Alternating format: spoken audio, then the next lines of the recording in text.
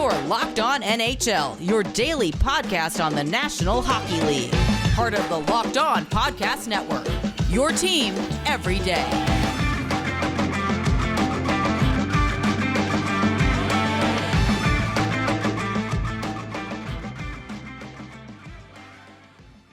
Exciting time once again to talk about women's ice hockey. First, let's talk about the women's Beanpot.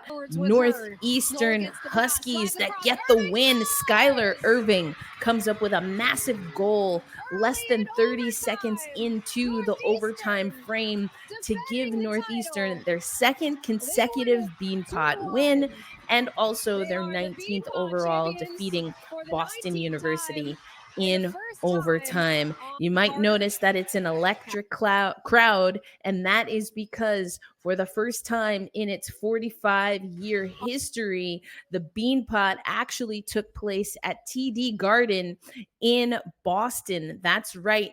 And how did they do? Well, how's this? 10,633 fans showed up for the first ever women's Beanpot at TD Garden. The men's Beanpot has been held there for several years, the championship.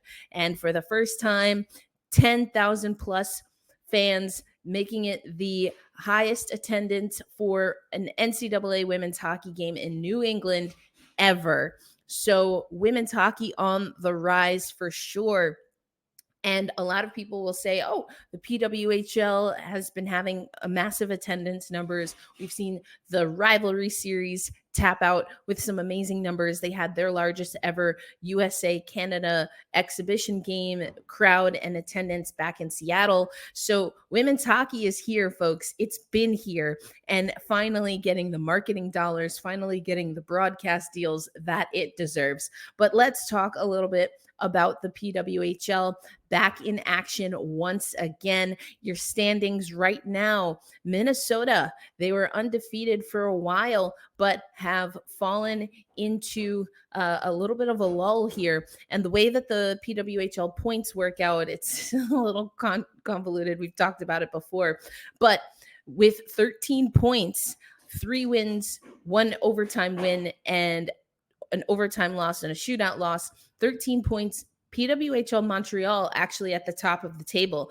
Their captain, Marie-Philippe Poulin, has been a star of the week twice already in the PWHL. Following them is Minnesota. Now, Minnesota has 3 outright wins, 1 win in overtime, and then they have an outright loss, which actually brings them 1 point below Montreal, even though you could argue that the wins-loss record is a little better. It's very strange. Anyway, PWHL Minnesota in second place in the standings. PWHL Boston, well, maybe a little slow out the gate, but they got a win the other day. They have 8 points, so it's just Montreal and Minnesota that have double-digit points right now through effectively 6 games, 6 or 7 games, depending on the team. Then in fourth, you have PWHL Ottawa, struggling a little bit. We saw that, they had to make a little bit of a goalie change the other day. One of their goaltenders went down injured. PWHL New York, Corrine Schroeder has been amazing for them. They also have 8 points. There's a 3-way tie right now between Boston, Ottawa, and New York. And then PWHL Toronto, just struggling with really everything but goaltending. Kristen Campbell has been doing pretty solid, putting in a lot of minutes for PWHL Toronto, but seeing a lot of shots. Only Corrine Schroeder is up there when it comes to shots faced in the PWHL. We talked about that, 2 weeks ago. And PWHL Toronto, they did give Erica Howe a start the other day. So we'll see if they'll make some other changes. PWHL New York just had their media day, and it was really great to hear from their general manager, Pascal Daou. And he was talking about, right now the team is in 5 in the standings, not necessarily where they want to be, but they're starting to get healthy. Their captain, Micah Zandy Hart, actually had an off-season surgery. She had that surgery when she committed to PWHL New York and is starting to get back healthy. She technically dressed in the 4-1 game over Boston. That was a win for New York. She didn't see any time. She was supposed to be on the power play unit, but there were no power plays in that game. So we'll see if Micah Zandy Hart can come back healthy. They've had Jill Saunier, Olympian for Hockey Canada, has been injured and dealing with some things there. Madison Packer had an injury in training camp. She says she's 100%, but it sounds like the PWHL New York coaching staff, Howie Draper, the head coach, and Pascal are trying to take things a little slow when it comes to integrating Madison Packer. Other things that I think are pretty cool when you take a look at the PWHL is that it's a lot of names that if you watch international hockey, you're probably familiar with them, that are leading. So I've mentioned Marie-Philippe Poulin. She leads the league with 6 goals right now. Grace Zumwinkle was an early leader in that, and she's right behind Marie-Philippe Poulin with 5 goals. You also have Alex Carpenter, who leads in points overall. Alex Carpenter playing for PWHL New York, and she's got 8 points. And Marie-Philippe Poulin, 6 goals, but 7 points overall. Ella Shelton also came out the gate pretty hot for PWHL New York. The defender has 7 points. Alina Mueller picked up her first goal the other night for Boston. So, we're seeing also names, some young talent, such as Jessie Eldridge, Grace Zumwinkle lead on the charts. Alina Mueller, again, if you're familiar with the international game, you know that some of these players have played for their women's senior team. You're also seeing Teresa Vanishova. She, of course, we talked about this last year with the PHF, scored the game-winning goal in overtime for the Toronto Six, now playing with PWHL Montreal, and has 6 assists overall. She's also top in the league in points. She has 7 points, is in a 4-way tie alongside Shelton, Mueller, and Poulin. And then when it comes to save percentage, Elaine Chuli, who was the goaltender for the Toronto Six, actually has a .962 save percentage. She got what was her second start the other day for Montreal.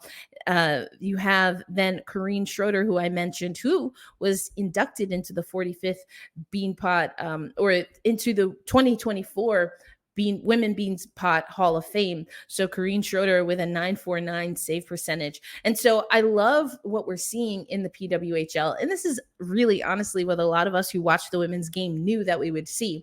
Young talent, international talent, young international talent, and also players that have had a little bit more consistency in their hockey schedule for the last several years.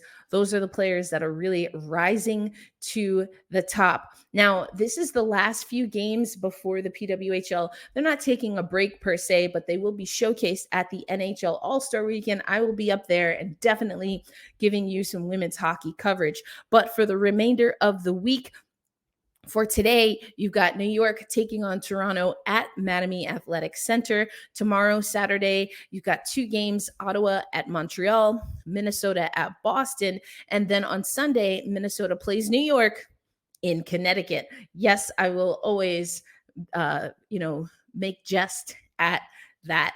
Finally, before we wrap up here, I want to talk a little bit about the USA Hockey roster. We've got another rendition of the rivalry series, the aforementioned rivalry series, and they're going to be playing 2 games in Canada and then 1 in Minnesota. The Minnesota game is going to happen on February 11th. The games in Canada are February 7th at the SaskTel Center in Saskatoon, Saskatchewan. They're also going to play at Brant Center in Regina. And so the 7th at SaskTel, and then the 9th at in Regina.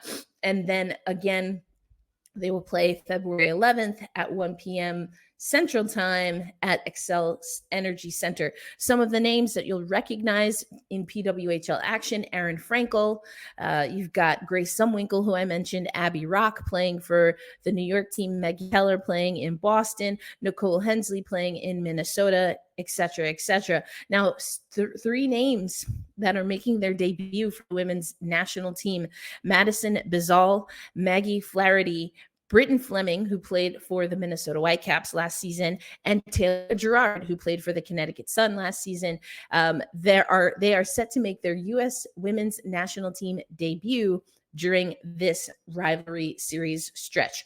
The credentials coming out soon, but I will let you know if Locked On is going to have a presence there. And then finally, speaking of, we've got over 10,000 at TD Garden. We're seeing PWHL numbers skyrocket. Another big game coming up for PWHL as they announced that the game against Toronto and Minnesota on February 16th is moving to Scotiabank Arena. They're calling it the Battle of Bay Street. It has a sponsor presented by Coca-Cola. You can see captains for their respective teams, Sarah Nurse and Marie-Philippe Poulin, going to go head-to-head. Those two, of course, have played together with Hockey Canada, winning gold at the 2022 Beijing Winter Olympics, but will battle it out on February 16th. So, of course, we will have updates when it comes to how the PWHL is going to move on, because the Toronto team plays at the smallest arena right now. They can fit about 2,000 fans there.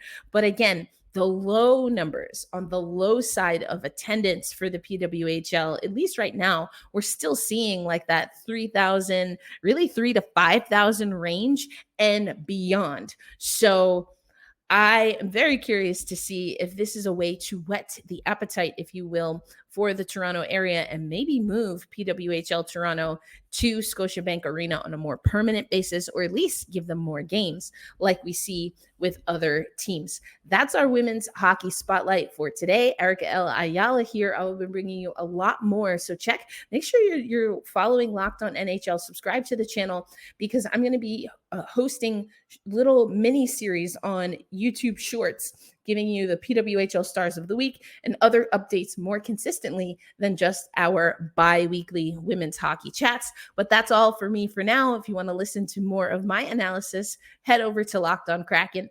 Until next Women's Hockey Spotlight, Erica L. Ayala out.